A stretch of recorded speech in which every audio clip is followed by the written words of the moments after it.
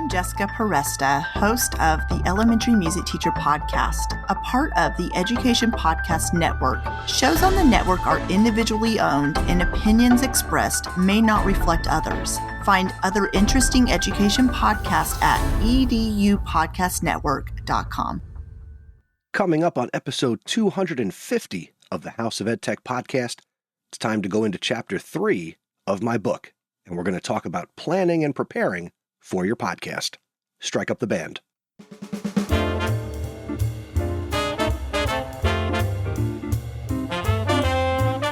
Welcome to the House of EdTech. My name is Chris Nessie. The House of EdTech launched in 2014, giving me the opportunity to speak with teachers, leaders, and creators so you can more effectively integrate technology, strengthen your pedagogy, and have more confidence in your classroom and school so you can make an impact.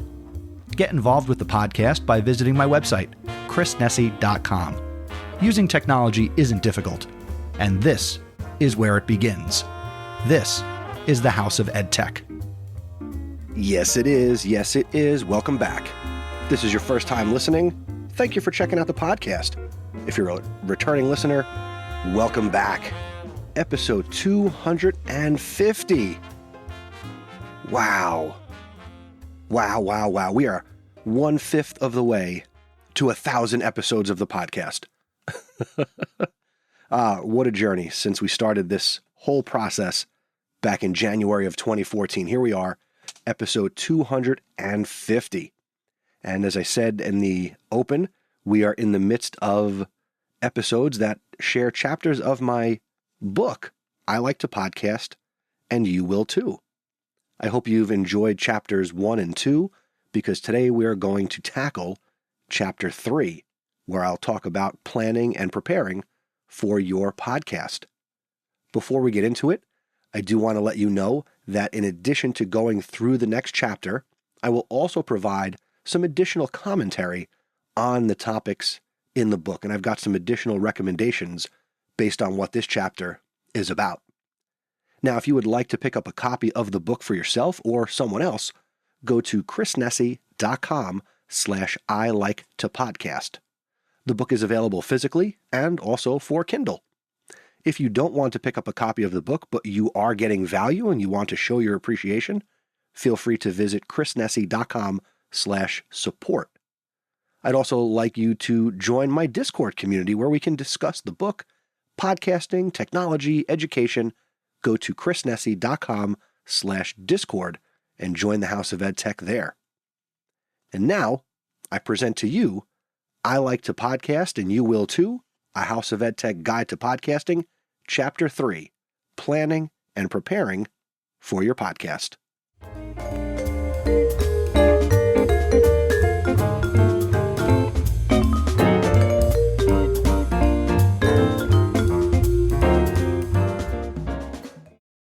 This chapter covers the next steps in starting a podcast, including planning and preparing for your first episodes. The chapter discusses the importance of developing a content plan and a schedule, and offers tips for creating a consistent and engaging flow of episodes.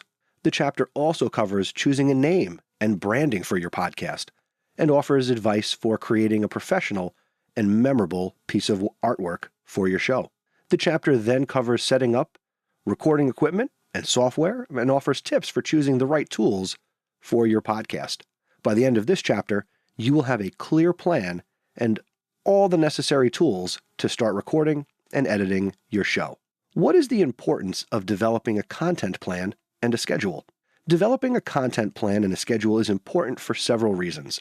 First, it helps you to organize your ideas and create a structure for your podcast. By planning out the topics and segments for each episode, you can ensure that your content is well-rounded and flows smoothly. A content plan and a schedule also help you to stay on track and avoid missing deadlines or running out of ideas. This is especially important if you are releasing episodes on a regular schedule, as it helps you to maintain consistency and keep your audience engaged. Additionally, a content plan and schedule can help you set goals and measure your progress so that you can see how your podcast is evolving and growing over time.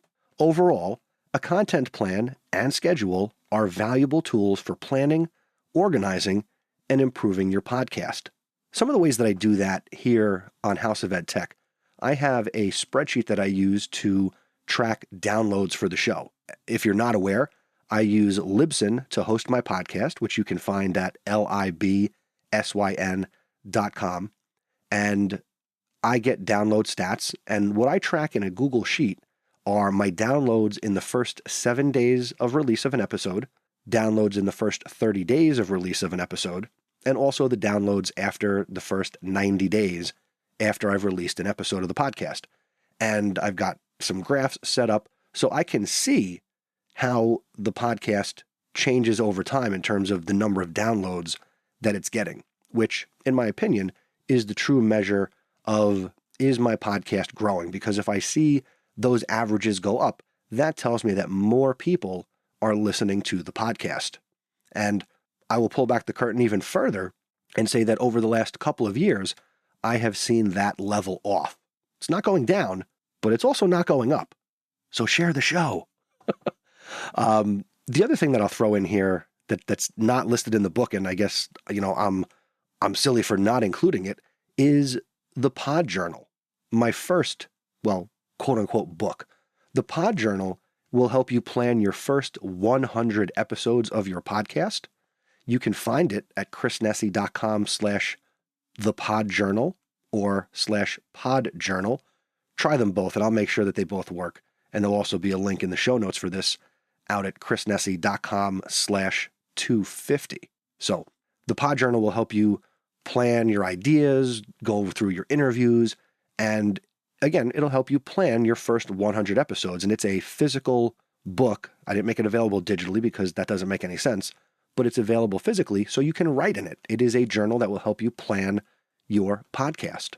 So check out the Pod Journal as well. Okay, enough straying from the pages. Let's get back to the text. Here are some tips for creating a consistent and engaging flow of episodes.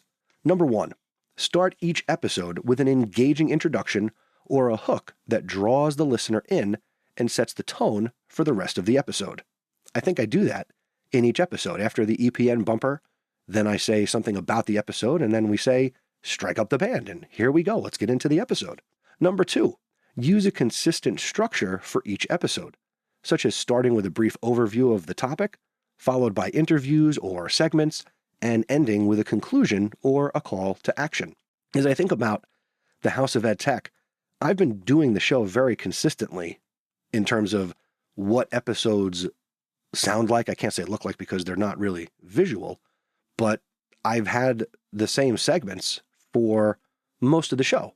I've tried some different segments here and there. You may have noticed that I don't really do the House of Ed Tech VIP anymore. I don't really know why. I might have explained it in a previous episode. I really can't remember right now. But things like Just Give It a Try. I've had some different things that we've done here on this podcast.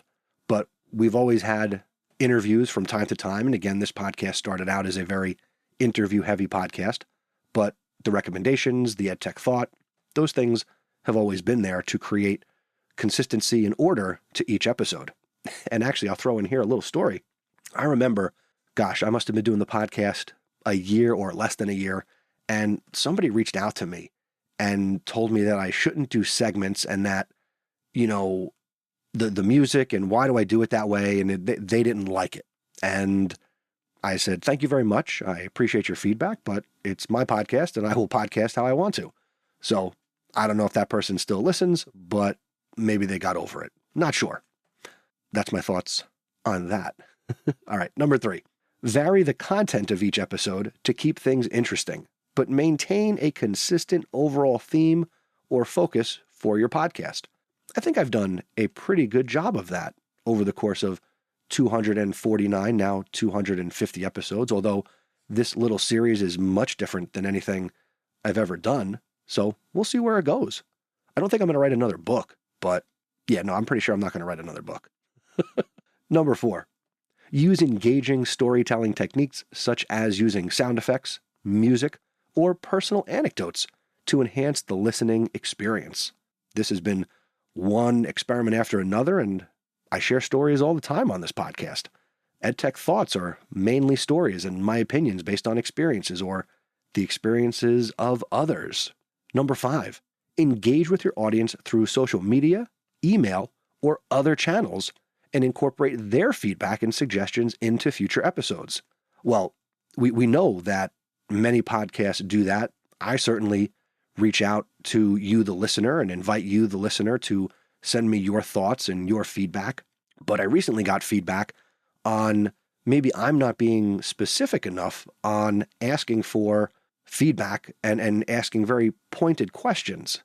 So I've been keeping it very general. And I mean, I guess I could try to ask more specific questions. I think I've tried to do that in the last couple of episodes based on sharing the content of this book, where trying to ask a very specific pointed question at the end to get your feedback on. And, there's still not a lot of feedback other than, I'm still getting people listening to episode 247, which was about doing a little bit of a podcast reset. And, if you're current on this, here we are. So if you're getting value out of this, let me know. If you got questions, let me know. I invited you at the beginning of this episode and the last two. Join the Discord community. If you're not using Discord, give it a try. Try it out. Let's build something together. I can't build community if there's nobody to talk to. Back to the book. Number 6, regularly review and assess the quality and engagement of your episodes and make adjustments as needed to improve the flow and effectiveness of your podcast. Maybe I'm stubborn. I don't know. We will certainly see where this goes as we continue to create content and I continue to create episodes. I'm always evolving. I'm always learning. Are you? Overall, the key to creating a consistent and engaging flow of episodes is to plan ahead, be creative, and listen to your audience. I would love to listen to the audience. Talk to me. How do you choose a name and branding for your podcast? Choosing a name for your podcast is an important step, as it will be the first thing that potential listeners see and hear. When selecting a name, it's important to consider your audience and the tone of your podcast. The name should be memorable and unique, but also reflective of the content and style of your podcast. It's also a good idea to choose a name that is easy to pronounce and spell, and that will be easy to search for online. Once you have chosen a name for your podcast, you can begin to develop your brand. And actually, let me throw in something here too, and I credit Dave Jackson for this from School of Podcasting. When you come up with a name for your podcast, you should simply tell people, either close friends or potential listeners, hey, I'm going to start a podcast, or I'm thinking of starting a podcast called blank, and come up with a name. And then just say, what is the podcast about? And then be quiet. And if they can tell you based on only the title you're thinking of, what the podcast is about and what they say aligns with what you plan to do, then you've got a good title. But if you are coming up with a very cute and clever title, that might not let listeners know what the podcast is truly about. And I see lots of podcasts in education and out of education, but especially in education. A lot of podcasts have very cutesy names, and yeah, they're creative, but based on the title alone, a lot of people don't really title their podcasts all that well. I think I did a good job. House of Ed Tech. I use the hashtag EdTech. I think it's pretty clear what the House of Ed Tech is about. And I don't know if I've ever shared this, but I'll throw it in here at this moment in time. How did I come up with House of Ed Tech? At the time, my wife and I, Caitlin, we were very into House of Cards. Kevin Spacey, Robin Wright, the whole Netflix show. So House of Cards inspired me to create House of Ed Tech. And if you go and you look up the original cover art and artwork for House of Cards, it was House of Cards with an upside down American flag.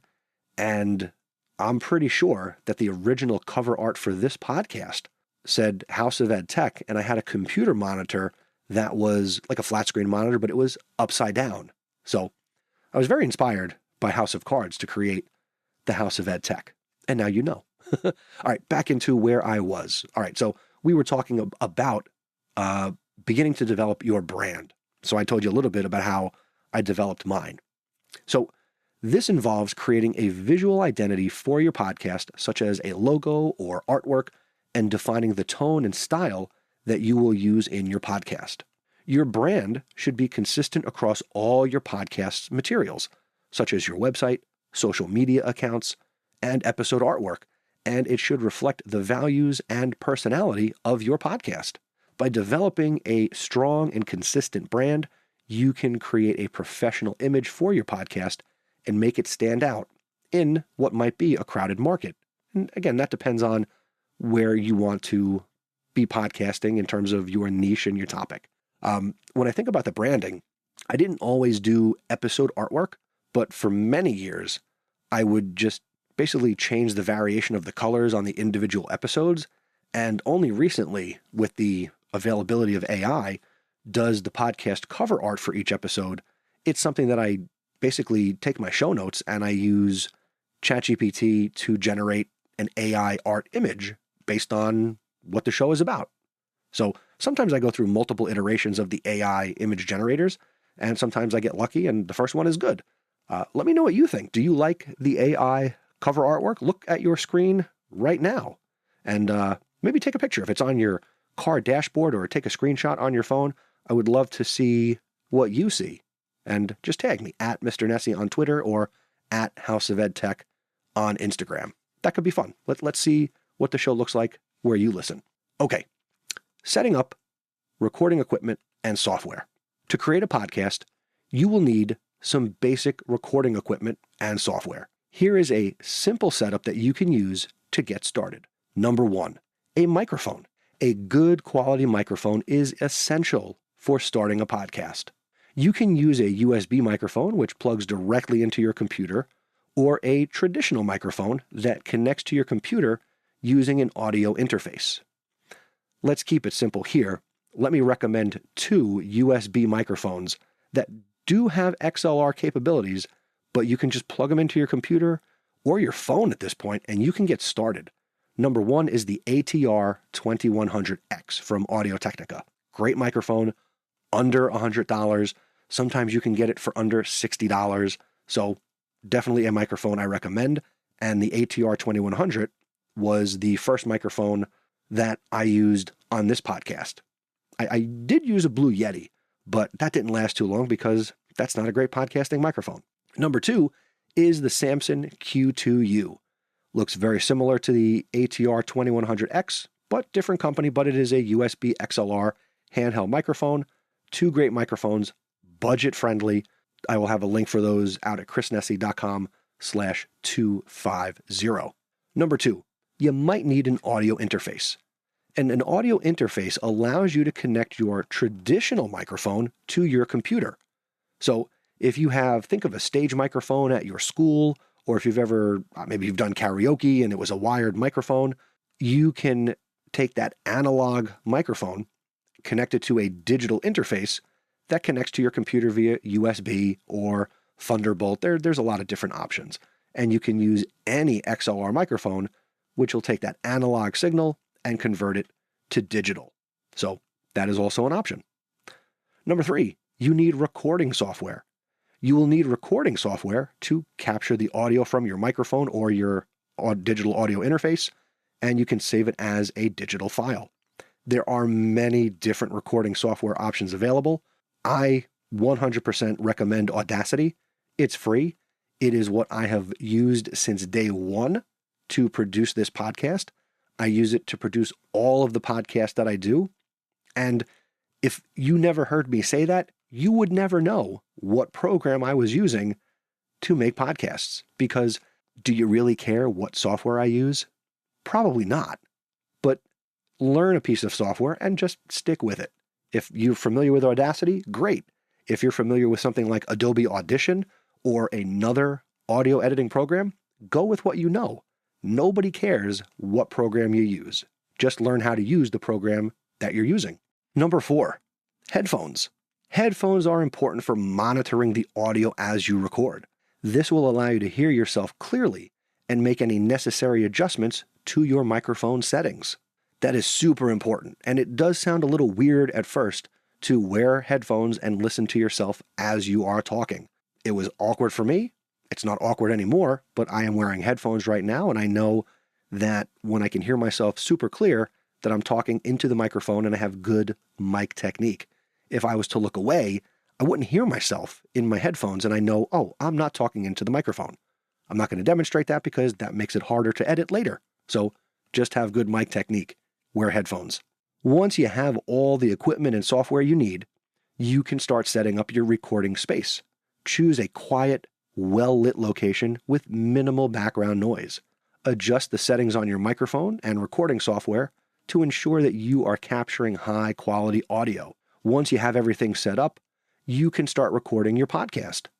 Make sure to speak clearly, enunciate your words, and take breaks if necessary. When you're finished recording, you can use your recording software to edit and enhance the audio, and then save the final version as a digital file. Typically, that's going to be an MP3 file. And that's it.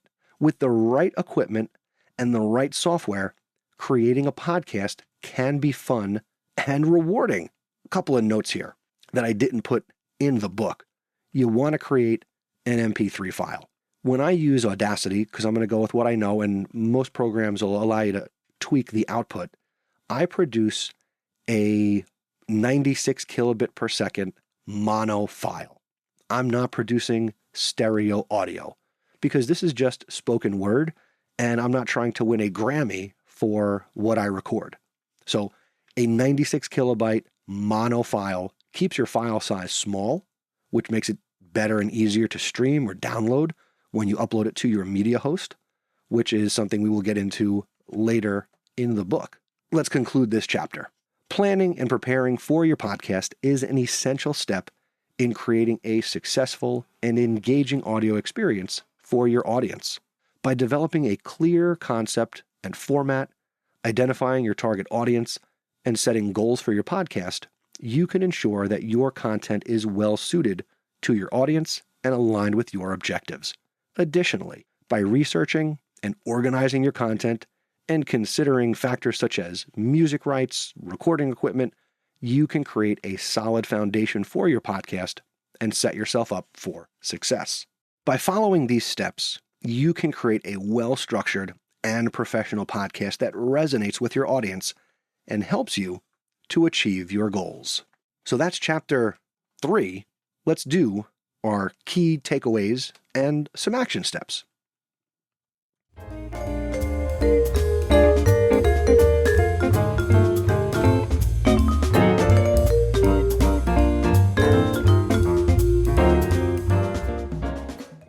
All right, here are your key takeaways from chapter 3. The importance of a content plan and schedule. Having a plan allows you to organize your ideas, and that will keep your podcast running smoothly. A schedule, that will help you stay consistent. Having a schedule can lead to audience engagement, and having a schedule will also help you track your progress. Be consistent. Also, set some goals. Have goals. Because while they're easy to set, they're also easy to monitor, and that will allow you to plan your episodes in advance. And I can't recommend enough the Pod Journal. I will include a link for it in the show notes for this episode out at chrisnessy.com/250, or they're a swipe or a tap away where you're listening right now. Next takeaway, create a consistent and engaging flow to your podcast. Start your episodes with a hook, a question. Capture your listeners' attention. Follow a structure. Have an overview, have some main segments, have a closing call to action. If you don't normally listen to the end of my episodes, listen to the end of this one. See how I end the episodes. Next up, number 3, naming and branding your podcast. Your podcast name should be memorable, unique, and reflect what it's about. Branding includes developing a visual identity, a logo, your podcast cover artwork, and defining a consistent tone to your show. This will also help to ensure consistency. Use that logo, use that artwork across platforms. Use it on your website, use it on social media, use it to establish a professional image for your content. And finally, a takeaway, make sure you set up a recording space and you've got some equipment and you've got some software. You need a microphone. You might need an audio interface. You're going to need recording software. Maybe it's Audacity, maybe it's Adobe Audition, or something else. And you're going to need headphones. And choose a quiet recording space and adjust your settings for the best sound quality. Sometimes it's easy to record in a closet. You've got lots of clothes hanging in your closet. That'll deaden the sound. You could throw a blanket over your head. It might get a little warm in the summer if you're podcasting, but you can do that. Your car is also a great place to podcast. Just don't do it while you're driving. And our action steps for today. If you're in the process of creating a podcast and you've already started this journey, make sure you develop a content plan. Map out the first 5 to 10 episodes with topic ideas, questions, and put some dates on a calendar. Make that plan. Set a consistent schedule. Decide how frequently you'll release your episodes, weekly, bi-weekly, monthly, and stick to it. Now, I'll also say that can change. Just communicate that to your audience. We did that with Podcast PD.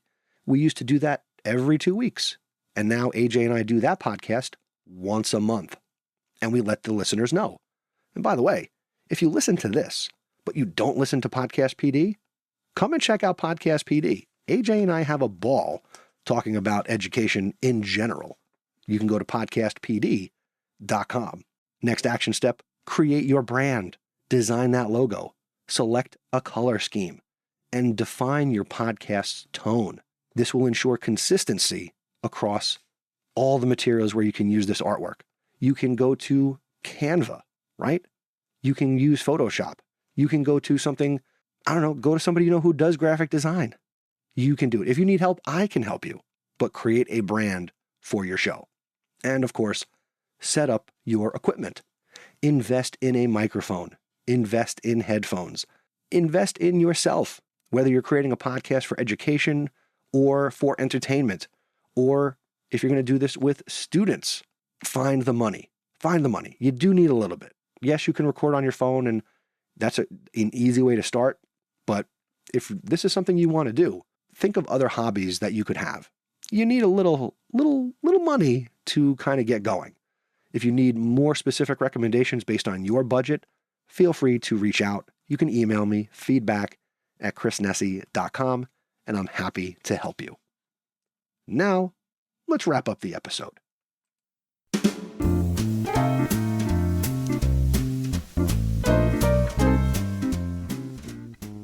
I want to thank you for listening to the House of EdTech podcast.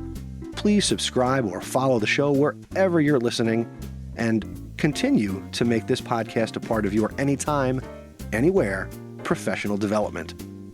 Links and resources that I mentioned in the episode can be found on my website. Go to chrisnessy.com/250. I also want to hear from you, and I value your feedback and your perspective. Don't hesitate to reach out if you have thoughts or questions about this chapter of the book, or EdTech, or education in general. I'm happy to have a conversation, and maybe a conversation we have could turn into a future episode. You can email me, feedback@chrisnessy.com, or better yet, leave a voicemail at chrisnessy.com/voicemail. I can't wait to connect with you. I also encourage you to share this podcast with another educator who would get value. Spread the word. Help me reach as many people as possible.